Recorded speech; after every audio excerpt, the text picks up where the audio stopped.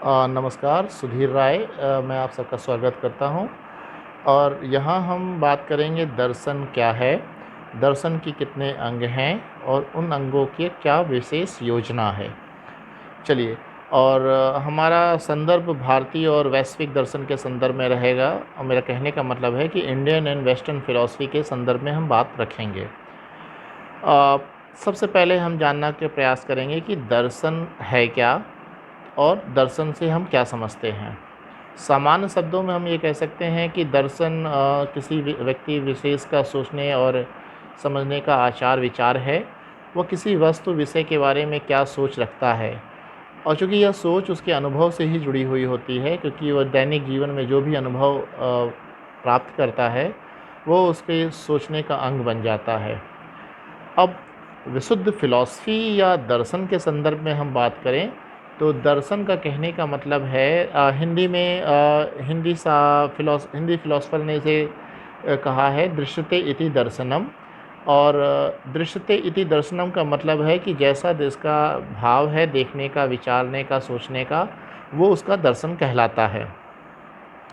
और Indian philosophy से हटकर हम बात करें वेस्टर्न फ़िलॉसफ़ी की यानी पाश्चात्य दर्शन की, तो पाश्चात्य दर्शन के संदर्भ में हम बात करें तो वहाँ देखने को मिलता है कि दर्शन जो है इंग्लिश के वर्ड फ़िलॉसफ़ी से बना हुआ है।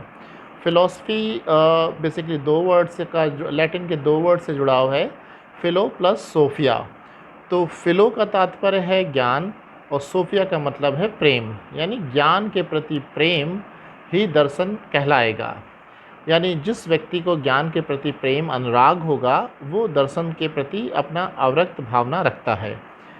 अब अगले फ्रेम में हम जानना चाहेंगे कि दर्शन, भारतीय दर्शन में क्या ख़ासियत है और वेस्टर्न फ़िलॉसफ़ी में क्या ख़ासियत है।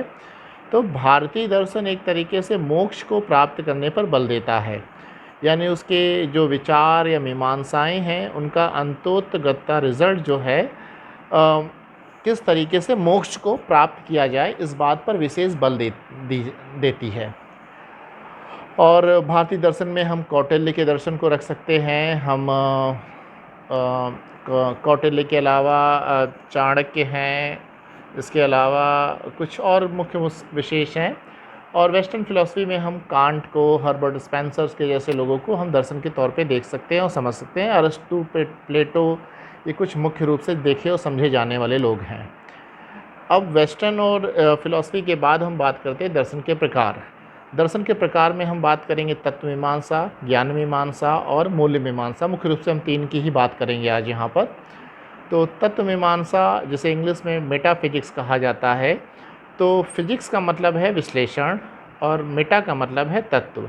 तो तत्व विश्लेषण से तात्पर्य है कि जब किसी वस्तु विशेष के बारे में हमें जानते हैं और समझते हैं तो उसे तत्व मीमांसा के अंतर्गत माना जाता है। तत्व मीमांसा के साधारण तौर पे प्रश्न होते हैं, पृथ्वी क्या है, आत्मा क्या है, भगवान क्या है, ब्रह्मांड किसने बनाया। तो ऐसे प्रश्नों का उत्तर जो है विशुद्ध दर्शन में है कि जब प्रश्न का उत्तर क्या हो, मतलब वो चीज़ क्यों बनाई गई, वो तत्व मीमांसा के अंतर्गत क्षेत्र कहलाते हैं। और इसे शैक्षिक संदर्भ में हम समझने का प्रयास करेंगे तो ये कहा जा सकता है कि शिक्षक क्या है, छात्र क्या है, पाठ्यक्रम क्या है, विद्यालय क्या है। अब हम अगले फ्रेम में बात करेंगे तत्व के बाद ज्ञान मीमांसा की, क्योंकि तत्व मीमांसा के जो प्रश्न हैं हमें इनके उत्तर भी तो चाहिए होंगे। तो इन उत्तर को प्राप्त करने के लिए हम बात करते हैं कि भगवान की प्राप्ति कैसे हो सकती है, आत्मा का ज्ञान कैसे प्राप्त हो सकता है, ब्रह्मांड के बारे में जानकारी कैसे प्राप्त हो सकती है। तो ये ज्ञान मीमांसा के प्रश्न हैं। और इनको शैक्षिक संदर्भ में हम बात करें तो शिक्षक कैसे बना जा सकता है, एक अच्छा अध्यापक बनने की क्या योग्यताएं हैं, छात्र किस तरीके से होते हैं, विद्यालय प्रशासन क्या है, विद्यालय। तो ये ज्ञान मीमांसा के प्रश्न रहे। अब मूल्य मीमांसा का तात्पर्य है कि इन तत्व ज्ञान को किस तरीके से प्राप्त करते हुए इनको इस्टेब्लिश किया जाए, ये मूल्य मीमांसा का प्रश्न है। तो आज के विषय में हम सिर्फ तत्व ज्ञान मूल्य मीमांसा के प्रश्नों के अंतर्गत रखते हुए हमने ये जाना कि क्या तत्व मीमांसा, मूल्य मीमांसा और ज्ञान मीमांसा है और दर्शन क्या है। धन्यवाद।